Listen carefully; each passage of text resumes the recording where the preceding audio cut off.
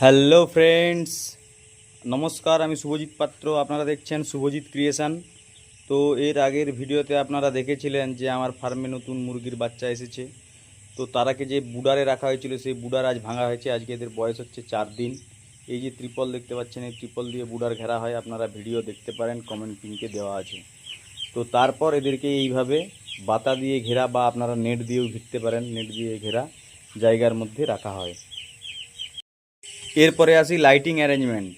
তো আপনারা দেখবেন বেসিক্যালি 7 থেকে 8 দিন বয়স পর্যন্ত ফার্মে এই 100 ওয়াটের যে বাল্ব, এই বাল্ব জ্বালিয়ে রাখা হয়। তার একটাই কারণ যে ছোট বাচ্চা মুরগিরা তারা কিন্তু সাদা রঙের যে আলো হয় সেই আলো দেখতে পায় না, লাল রঙের আলো।